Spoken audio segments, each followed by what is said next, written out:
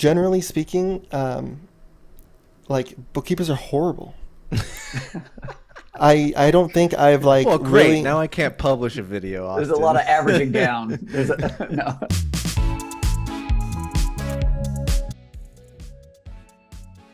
Look, this is sort of where Scrutinize came from, and it wasn't. I didn't wake up one day and say, "Yeah, I'm going to start a company." Right? It was like I had an issue around quality, and specifically like error detection, quality assurance, quality control inside of what I was doing, and started with just a bunch of Python scripts. That like the V1 of Scrutinize was Python scripts, and I was coding a bunch in VBA. I was using pivot tables in Excel, and I was like, okay, this works or whatever. But a couple years before that, my buddy had been like, hey, there's this thing cool kids are doing called Python, and you should learn it. So kind of, taught myself Python. I do not hold myself up to be like a developer or anything, but yeah, I started running Python scripts against, Excel files on my local machine, and it would spit out an Excel-based sort of version of what is now the Scrutinize report, albeit like a much slimmer version of it. And I started talking to other people about that, and they were like, hey, this sounds kind of cool. Yeah, tell me more about this. We also have these kinds of issues. And over time, I thought, oh, this is really interesting. And it sort of like continued to take up more and more of my brain space, versus like, the idea of like growing my firm at that time was like, it was just kind of like, I was comfortable. I was like, this is a good size. I'm not trying to like blow this thing up. I have a good life. And so my downtime and my cycles started being spent like thinking about Scrutinize. So I hacked it into like a V1 web app just to see if like, could I get other people to use it? Would they find value? And that was sort of like the beginning. Fast forward a year and a half later, it's taking up more and more and more of my time and my brain space. I was more excited about it than I was about like scaling my firm just for what I was doing. And look, I had great clients. I loved what I was doing, but it was a lot more not boring. It was like it was more exciting. And so late last year, it was basically like, got an opportunity to go through the Techstars Accelerator program here in Austin. And it was kind of rubber meets the road. Like, do you want to go focus full time on building this company or not? And at that point is when I finally sat down and thought, why am I doing this? Right? It was like up until that point, it was just fun. It was a hobby, nights, weekends, midday, whatever. At that point, it was like, why do I want to build this business? And, ultimately, when I look back at my life and I look back at the decisions I've made decisions in the past that were like, I want to make a ton of money, or I want to do all these things that are kind of like vanity level ambitions. And it just wasn't it.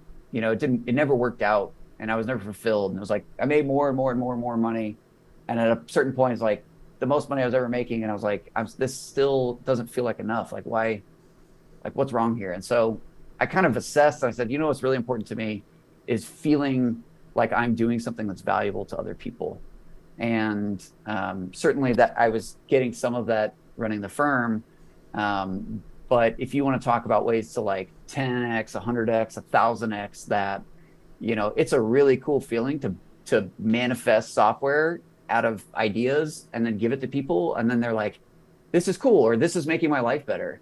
And so I was like, this seems like the best sort of next natural step to kind of increase my ability to do that, add some leverage to my ability to do that, and continue to like build products for people that I care deeply about, because I still hold myself out to be like a bookkeeper, finance person. So it's like sort of helping myself through helping others kind of thing.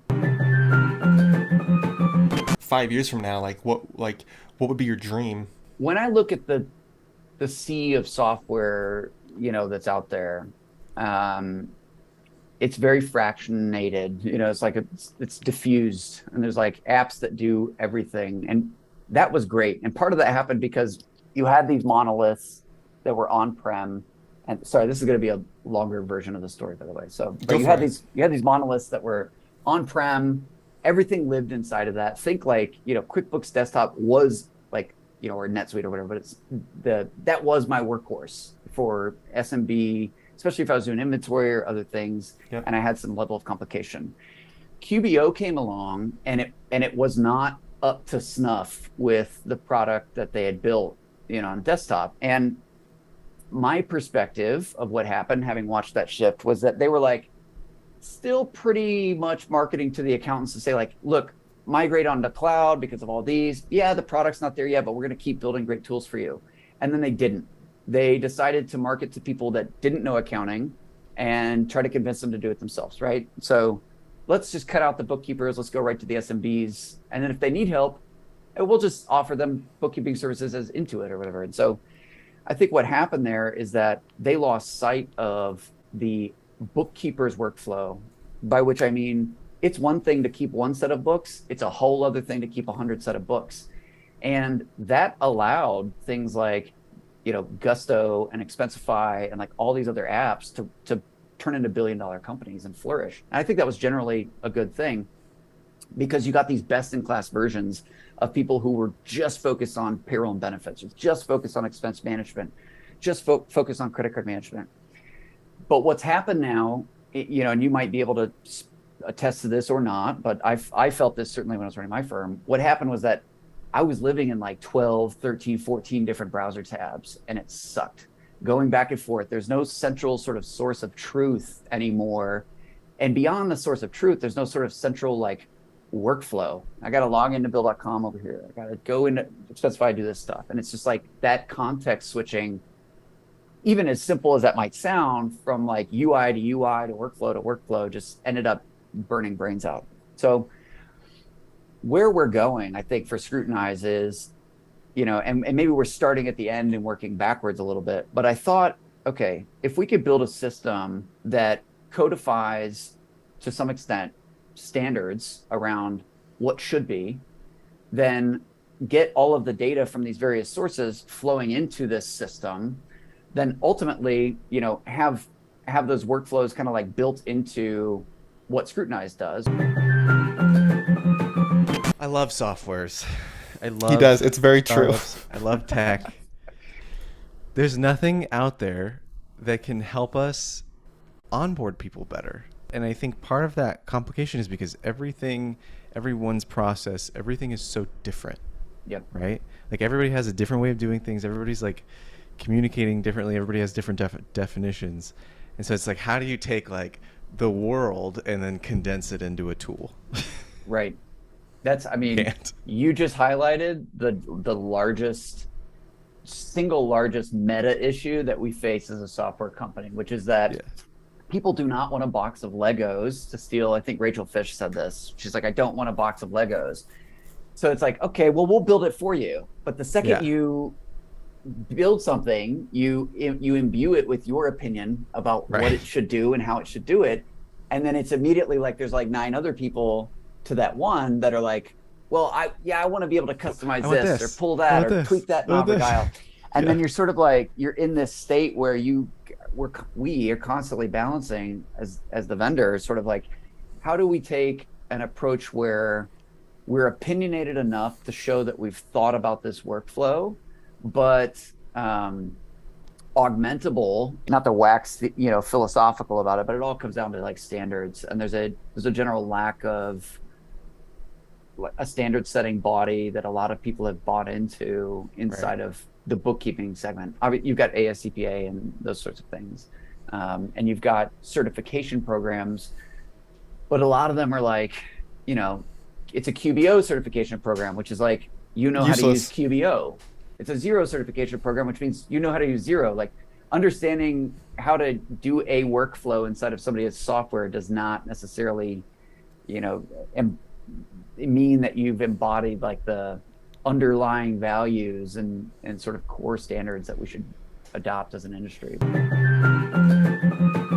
Accounting, number one, is a necessary thing, and most people view it as a necessary evil. But what happens is that as accountants, we don't give people reason to look beyond that, right? Like we've done a horrible job at educating people about what the possibilities are. No one is marketing themselves that way. And it's kind of this vicious cycle, right? Of like, well, you could start a bookkeeping company and try to solve that issue and like be a little bit different and stand out and try to serve clients better. But the software that most people are on just sucks. Like from a client facing perspective, it's just bad. The number one thing that will enable people to change that is just better software, which I think is always coming and always being built, which is great.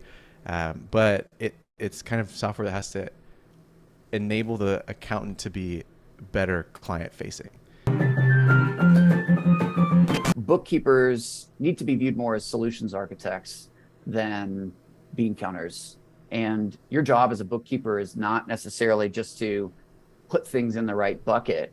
It's to help me select the systems that I need to run the outsourced accounting and finance function of my business, all decided through the framework, which you guys are already doing, of why does my client need this? Do they need it because they want to run their business better and they need somebody like me to come and give them that level of advice and advisory services?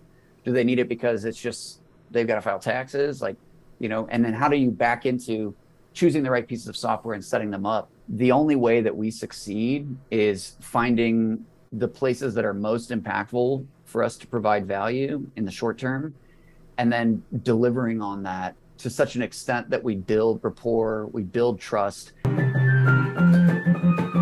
Yeah, excited. I mean, I'm excited to watch what y'all are doing. I also, for background, like I DM Jeremy, frankly, because I just love the candor and the sort of like build in public nature of what you're doing. Being vulnerable like that leads to, I think, trust. Like people, like without even knowing y'all, I was like, yeah, I have this sense of trust, because like you wouldn't be publishing that, you know what I mean, if you weren't just sort of like real about it. When we first started NGMI and people were asking us like, why are you doing this? Jeremy's main argument was to like build trust too. And so to hear you say that, I think is really affirming to us. So yeah, thank you for your feedback. 100%. And any other feedback is, you know, more than welcome. Feel free to always let us know. Just like we'll let you know how great Scrutinize is. Like once we really dig in there. Super appreciate the time and the laughs, and yeah, I'd love to continue on a semi-regular basis, just checking in and having these calls, and then let me know all the things that you like wish were there or wish were different about it. So you got it. Awesome. That's great. Well, thank you so much, John. Likewise. Have a good one, y'all.